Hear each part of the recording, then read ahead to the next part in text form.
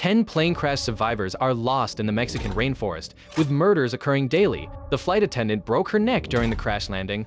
The severely injured pilot was smothered with clothes while sleeping. American redneck Travis died from poisonous mushrooms. A wrestler Carlos was hacked to death with a hunting knife in a night ambush. It's now the 6th day since the crash, with only 6 survivors remaining. Yet they still haven't identified the killer lurking among them. 3 days have passed since Carlos set up the signal transmitter on the mountaintop, but no rescue helicopter has appeared. With drinking water completely depleted, Coven must distill water. In casual conversation, he nonchalantly mentions the tattoo he saw while bandaging Dan's wound. Such numerical tattoos are common only among prison gang members. Kevin's probing angers Dan, who raises his fist to strike. Others rush over hearing the commotion, while Lisa arrives with a hunting rifle and bears bad news. Her bullets were stolen, leaving only one in the gun. Clearly the killer hasn't stopped, as the rifle is their only means of hunting food.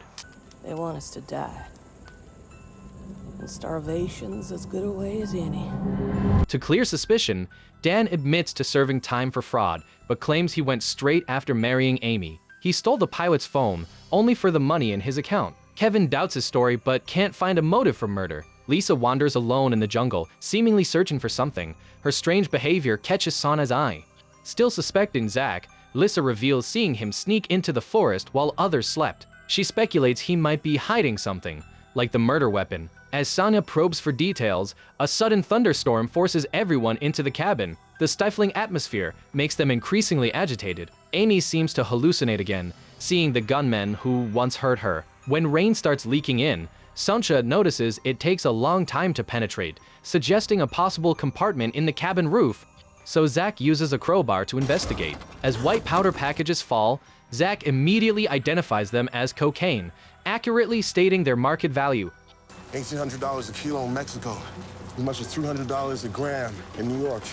Sonia realizes the killer's motive, covering up the drug smuggling operation. She questions how Zach, an insurance investigator, knows so much about drugs. Before Zach can explain, Lisa notices Amy is missing. Dan rushes out to search, others following despite Zach's warnings. As he feared, their separation gives the killer an opportunity. By the pond, Amy sees the black-clad figure again, holding Travis's hunting knife. This time it doesn't seem to be a hallucination. As the figure approaches Amy, Lisa arrives with the rifle. Amy flees in a hurry, while the figure has to drop the knife at Lisa's gunpoint. With a blinding flash of lightning, the figure vanishes. Then he appears behind Lisa and strangles her neck tightly.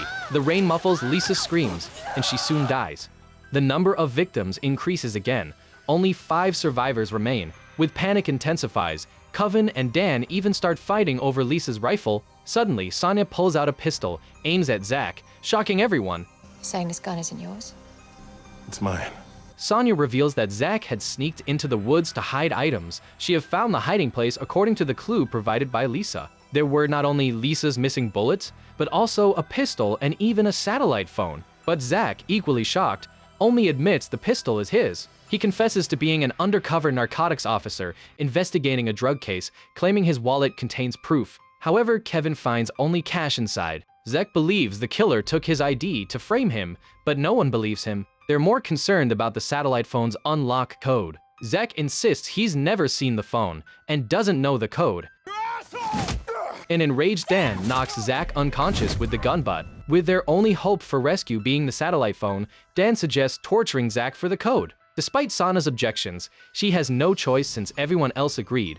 Through a draw, Coven is tasked with the interrogation, while others head to the mountaintop to check the signal transmitter. Even with Zach tied up, the distrust between them continues to grow, and they're wary of each other. On the mountaintop, they find the transmitter's antenna removed. Sonia quickly replaces it. Clearly someone doesn't want rescue. Was it Zach? Kevin beats Zach until he's exhausted and doesn't get the code, so he simply takes out the surgical forceps. As a doctor, he knows how to inflict unbearable pain.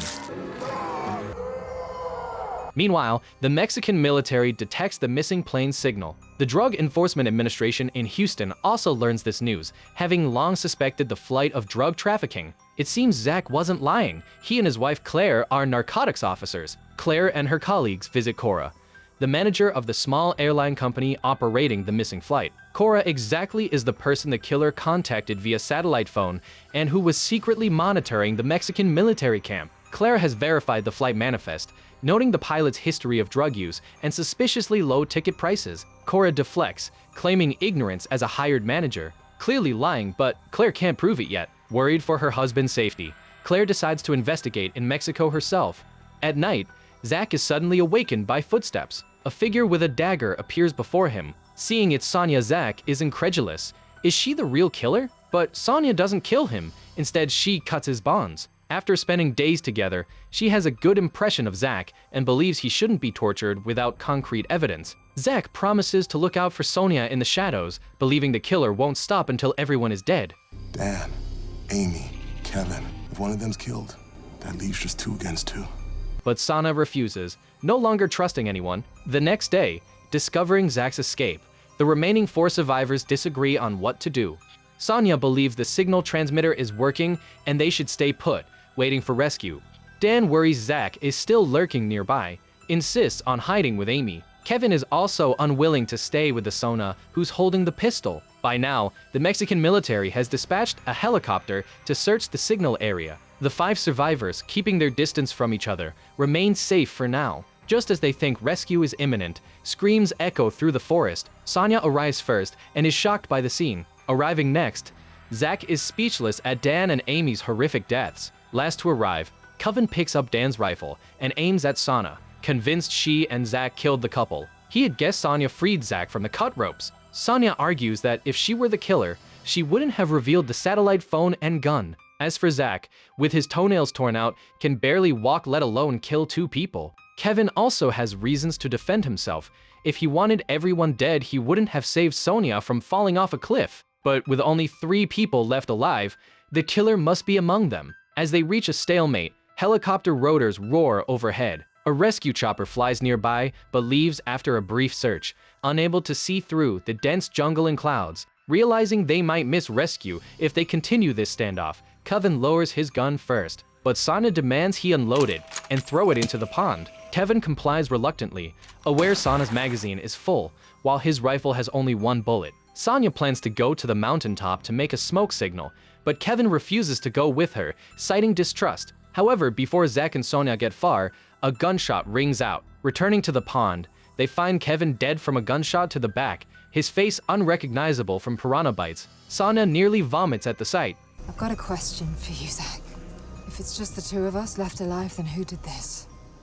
The situation becomes more baffling. Coven had discarded his gun and bullet, and Sonia and Zach were together, unable to shoot. Was Amy's vision real? Did an 11th person exist? With less than an hour before nightfall, and no chance of rescue that day, they return to the cabin for the night. Zach seals the door with electrical wire for safety. Thankfully, the night passes without incident, relieving Zach and Sana. They now only need to climb the mountaintop and make a smoke signal to attract the rescue helicopter. With the sun not yet risen, the mountaintop is shrouded in fog, visibility limited to a few meters. Zach's foot injury hasn't healed, so Sona collects firewood. They maintain constant dialogue to track each other's positions. Suddenly, Sonia hears footsteps and raises her gun alertly. Zach calls out to Sana, but gets no response. Unable to see through the thick fog, the black-clad figure picks up the gun and emerges from the mist, wearing Dead Carlos's wrestling mask, cornered at the cliff's edge. Zach can't understand how an extra person could be on the plane. The figure silently responds with a bullet. Sonia wishes to die with clarity, so the black-clad grants her request and removed his mask. Bastard. Soon after, the rescue helicopter discovers the signal transmitter on the mountaintop. Searching the area, they quickly find the plane wreckage. There are only 9 neatly arranged bodies, along with evidence of survival, a distillation device, and extinguished campfire. The captain orders the bodies bagged and transported to the military camp, while he stays to search for the missing 10th person. The airline manager, Cora, seems to have anticipated the Mexican military's body transport today, monitoring the landing helicopter from just outside the camp. Shortly after the bodies are placed in the morgue, one body bag suddenly moves. A knife cuts through from inside, and the corpse crawls out. He's wearing Dan's striped t-shirt, but the mirror reflects Kevin's face. There was no 11th person. Kevin was the killer of all. Meanwhile, a forensic doctor was sent to the military camp in the desert to perform an autopsy. Cora pretends to be a lost reporter to ask her where the barracks are. After establishing her forensic identity, Cora pulls out a pistol Using the examiner's uniform and credentials, she enters the camp unchallenged. The receiving officer, unsuspecting, leads her to the morgue. However, they're stunned to find all body bags and corpses cut open.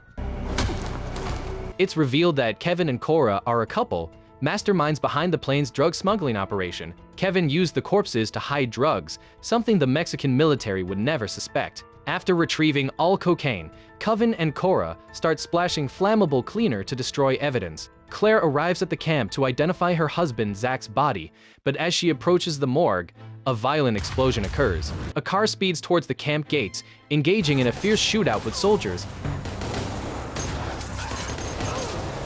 In the chaos, no one clearly sees the occupants as the car crashes through the barrier and escapes. The entire morgue and its contents are incinerated. Believing all witnesses dead, Kevin feels secure. He returns home for a passionate encounter with Cora, unaware that one witness survives. Zach, who fell from the cliff after being shot, saved by tree branches and bushes, he wakes as the rescue helicopter passes overhead. Unable to shout for help, he uses his sunglasses to reflect sunlight, finally catching the observer's attention. After rescue and learning about the morgue fire, Zach immediately suspects one of the 9 corpses was a living impersonator. The only body he hadn't confirmed was Kevin's, with its damaged face. This explains all inconsistencies. Kevin and Dan's bodies swapped clothes to fake Kevin's death. That small airline was Cora and Kevin's drug smuggling front, explaining the suspiciously low ticket prices. After the unexpected crash, Kevin feared exposure of their drug crimes and decided to eliminate all survivors. He first smothered the pilot, his accomplice who might spill secrets, then poisoned Travis with toxic mushrooms after stealing his heart medication. Carlos, the wrestler who exercised alone at night, became his next victim. He deliberately led others to split up and seized the opportunity to kill armed Lisa. During this time, he contacted Cora via satellite phone, revealing his plan to use corpses for drug transport. Kevin constantly created panic, causing mistrust and separation. He planted the satellite phone and Lisa's bullets in Zach's backpack to frame him. With only 3 survivors left, he threw the bullet from the hunting rifle into the fire to simulate gunfire, then staged Dan's corpse to fake his own death. The unsuspecting Zach and Sonia lowered their guard, allowing Kevin to easily ambush them on the mountaintop. Before rescue arrived, he overdosed on Travis's heart medication, lowering his heart rate to avoid detection. Thus, Kevin and 8 cocaine-filled corpses were delivered to the camp morgue. Zach and his colleagues rushed to the airline company, believing Kevin would relax after destroying evidence rather than fleeing immediately. Indeed, Kevin is leisurely preparing breakfast. However, after eating, Cora feels dizzy and convulses. Clearly, Kevin had added the same toxic mushrooms that killed Travis to her meal. It turns out that when Dan showed the video of the pilot's final message to his girlfriend during the crash, Kevin discovered the name he called out was Cora. Being ruthless, he couldn't tolerate his wife's infidelity, but had to wait until now to act for a smooth escape. You little bitch. Go to hell. When Zach reaches the airline, he sees a small plane taking off. Realizing something's wrong, he immediately starts limping after it. Kevin is shocked to see Zach alive, cursing as he pushes the throttle to lift off. Despite Zach emptying his magazine at the plane, it still takes off. Kevin smiles triumphantly at the $3 million worth of cocaine beside him. However, a dramatic turn occurs as he flies over the same rainforest where they had crashed. The low fuel warning triggers, just like before. Zach's bullets had punctured the fuel tank, and the propeller stops as fuel runs out. It's uncertain whether his plane will manage another lucky forced landing.